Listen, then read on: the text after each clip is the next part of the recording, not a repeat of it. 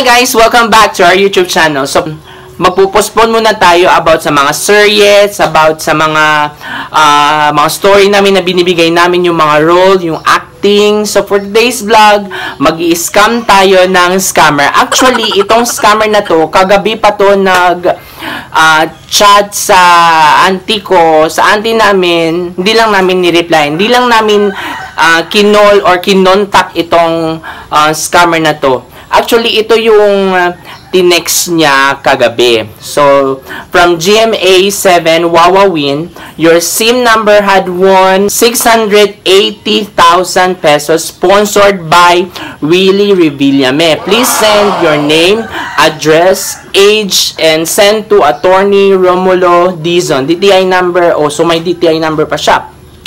So, actually guys, hindi natin papaniwalaan agad itong klaseng scam or kind of activity of this na agad-agad natin isend ang ating personal information about sa atin. So, magpa-pranko tayo sa kanya or mag-scam tayo sa kanya dahil scammer naman siya.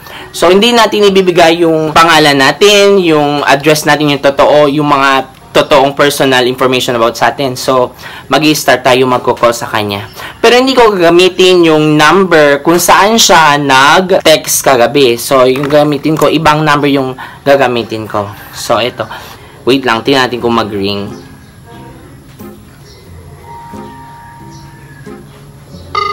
Ay, nag-ring.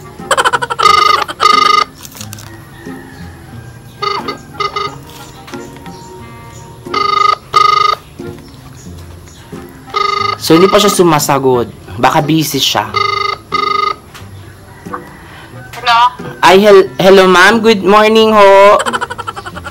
Hello, good morning. Ay, ito pa po si, Attorney Romulo.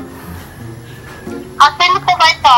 Ay, nung nag-text po kagabi po, may, yung number ko po, nanalo po ng 680,000 ho by Sir Willie Revillame. Saan po ba kayo, ma'am? At, tagano po, Dipolog po ako, ma'am. Ay. So, ma'am, gagamitin po ninyo sa sa pagtawag or sa pag-text yung number pong naka-receive, ha? Opo, ma'am. Ma'am, yung isang number, ha?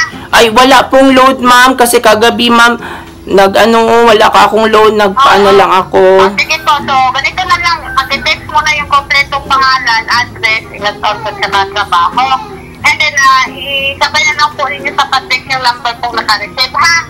Opo, ma'am. Ano po yung? Yung number pong naka-receive. Opo, ma'am. Isang number po ninyo na walang load. Opo. Okay, na lang, pag-text na lang po dito, isabay na lang po ninyo sa pangalan ninyo. Opo, ma'am. Yun lang po, number tsaka pangalan ho. Oh, yes po. Opo, ma'am.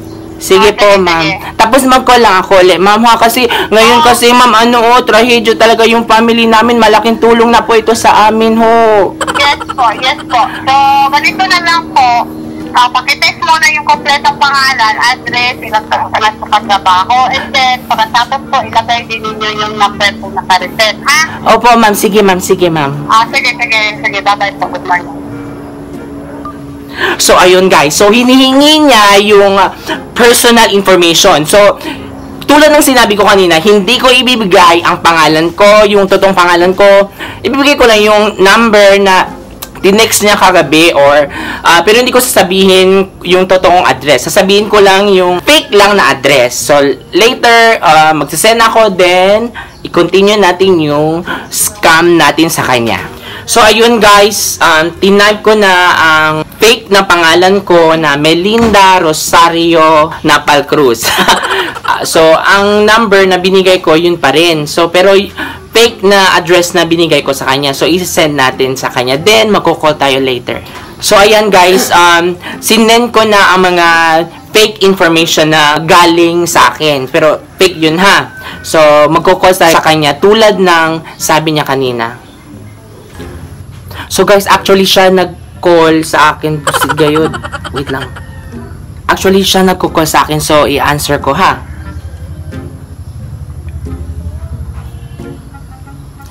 Ay, hello ma'am. Nasend ko na ho. So, ma'am, si Melinda Rosario Napal. Opo, ma'am, opo. Yes po, ito po.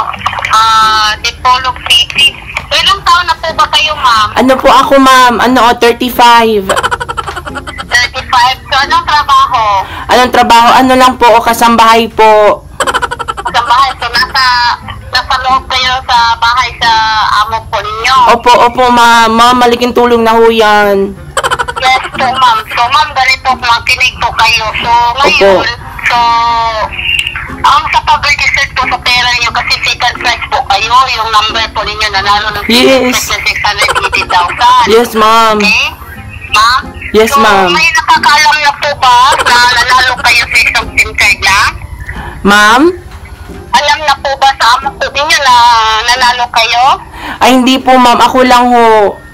Yes po, mas mabuti po pa pong nakakaalam. So kayo lang po ang nakakaalam nito para sa ang buhay natin. At Yes, saka ma'am. hindi tayo interesan sa masamang tao, ha? Yes, ma'am. Yes, ma'am. Excited na ako. Malaking tulong yan ho.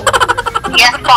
So ganito po, ma'am, makinig po kayo. Para po sa pag-register po sa pera natin, malagyan namin yung pangalan, tsaka address, tsaka location number. Yung Opo. location number sa baga, trace number yon. Opo, ma'am.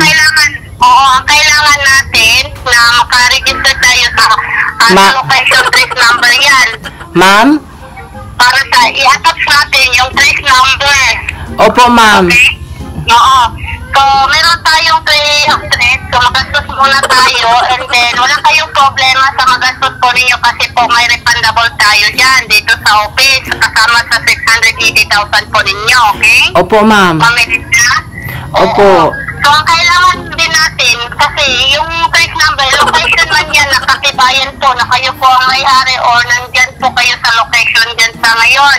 Opo, ma'am. May valid ID po ba tayo, ma'am? Meron ako, ma'am. Ano po yung valid ID po ninyo? Yung ano ko po, yung ID ko po, about ano lang po, PhilHealth lang po yun. Okay. So, ganito po, ano pong branches po na malapit po sa inyo? Ano po, M. Luriel, Ano pa? tsaka Palawan.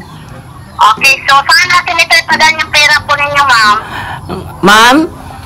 Saan natin ito ipadaan yung pera ninyo? Sa Palawan ho, excited. Naglalaba po ako, tapos, remember ko pala may nanalo ako. Yes po, huwag kayong mag-alala, huwag kayong magkabahan o manalig lang tayo sa sarili natin tsaka sa Panginoon. I-pray natin na makuha natin ngayong araw, ha? Opo, Wala ma'am. tayong problema dito, ma'am. Basta sumunod lang tayo kung ano po ang mga rules or requirements, ha?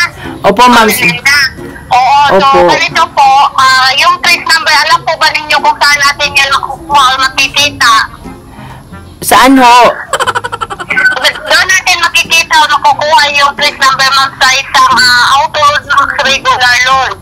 So sa baba, bili tayo dyan ng 300 na auto load max, bali 300 yun. Tapos yan natin makikita sa ibaba yung trace number. Location po yun, katibayan po yun na dyan tayo nakatira. And then kayo po ang makiklaim dyan sa Palawan, ha? Ma'am Melinda, naintindihan po. Iloload ko po yung yung number. Nilulod po ninyo yung bali 300 pesos, auto load max po. Huwag kayong mabili ng 300, bali 500 or 600 yung load kasi po ang refundable nandito 300 pesos lang. Opo. Then, ano po yung next step? Oo. So, ganito po, maghanap kayo ng nagbinta dyan ng auto load max, okay? Ma'am Melinda? Opo. Oo, lumabas muna kayo. Opo, ma'am. Oo. So ano po, decision po natin, ma'am, ngayon para sa pag-ready dito para after 15 minutes matanggap na ninyo yung code number sa Palawan po. Opo, ma'am. Ha? Opo.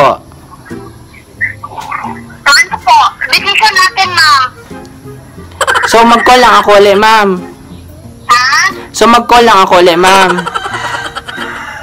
Oo, makukuha ninyo agad yung pera ninyo pagkatapos po ninyo mag-auto load max, bali 300 pesos. So, ngayon, malapit lang po ba dyan nagbinta ng auto load max? Huwag kayong magbili ng kasalot kasi hindi natin yan makikita yung trace number, ha? Opo, ma'am. Oo, masayang lang yung gastos natin. Kasi yung pagsalot, hindi natin makikita yung yung trace number. Kailangan yung auto load max yung regular load po, yung nakalagay, ha? Sige, ma'am. Opo, ma'am. Oo, wag natin itong sayangan no, kaya ng panahon para naman sa gano'n na may forward namin agad yung pera ninyo na 680,000 plus 300 refund po. So, kayo na po ang mag-decision kung ano po yung decision ninyo. Ay, mas malaki po yung may receive ko po, ma'am, kaysa yung load na yan ho.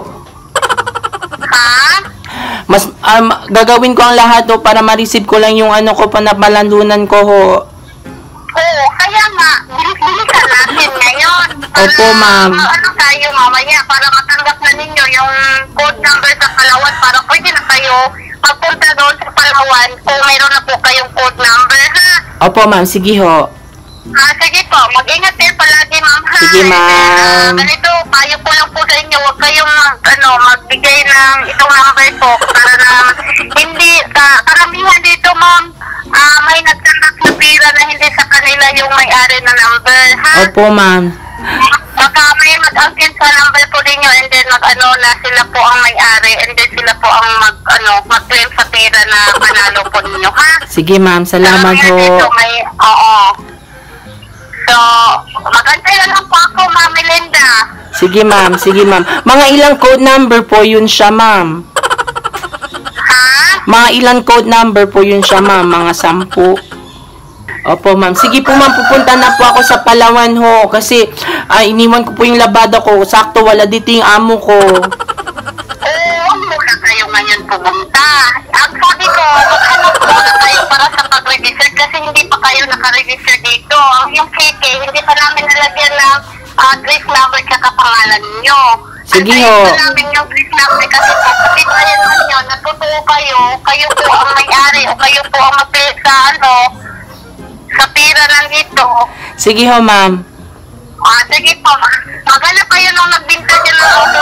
Magantay po ako. Agad-agad ma'am, after 15 minutes, makakatambak na po kayo ng Wow. code po. Ha? Sige, ma'am. Thank you ho. Sige po. Bye-bye po. Ingat kayo palagi. Good morning. Congratulations po, ma'am. God bless po.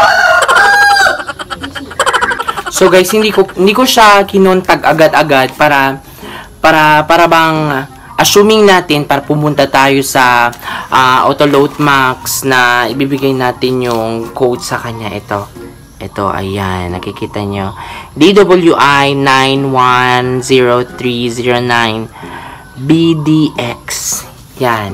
So, in a while, magkukall tayo sa kanya ulit. So, ito yung bibigay natin sa kanya. Ayun. Ewan ko na lang yung mangyayari sa last.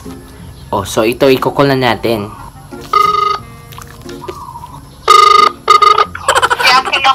Ay, hello ma'am. Nabili ko na ho.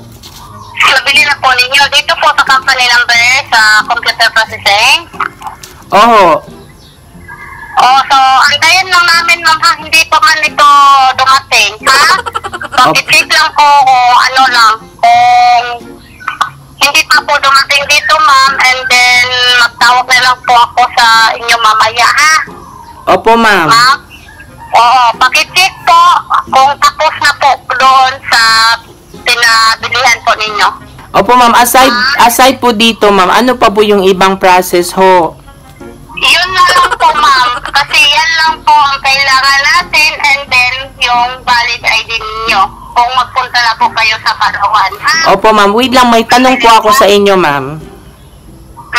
Ano yung trabaho nyo ho? Nandito po kami sa company po, sa Charity Foundation. Okay po. So, gusto ko po sana po mag-hello po kayo sa aking channels. Magsabi po kayo ng hello, kalalabs. Ano po? So, actually ho, nagbablog po ako. So, sinabi nyo yung trabaho nyo dyan sa opisina sa charity. Po, hindi po tayo yung dapat manloko ng tao. Magtrabaho po tayo ng mabuti. So, yung dapat natin gawin, magtrabaho ng maigi, magtulong ng kapwa yung totoo. Hindi po tayo yung manloko. So, nandito ba ako ngayon sa video ko, gumagawa po ako ng video sa YouTube. Mag-hello po kayo. Niloko po kayo? Opo. Ganun po ba? So, wala po kami magagawa, ma'am, kung yan po ang sinasabi ko. Sige po, bye-bye. Sabi po, nare-record na. Ayun, so, may konting konsensya, pero kailangan niyang matuto ng leksyon na hindi dapat manloko ng tao, hindi siya dapat gumawa ng mga kabulastugan dahil yung mga tao ngayon sa kahirapan ngayon, lalo na itong pandemic na nangyayari sa atin, hindi tayo dapat manloko ng tao dahil madaming taong nahihirapan, madaming taong kailangan ng pera, kailangan ng pagkain para matustusan ang kanilang mga pamilya. So, hindi po natin maging katulad nila or ibang tao man yung dapat kung maggawa tayo ng mga activity, dapat fair, dapat something na katotohanan, na hindi dapat manloko ng tao. So, yun lang guys yung na-prank natin for this day. Ay, hindi pala prank. Scam natin yung scammer. So, thank you so much guys for watching. And God bless. And don't forget to subscribe, like, and share our video. Thank you so much, guys. We love you so much.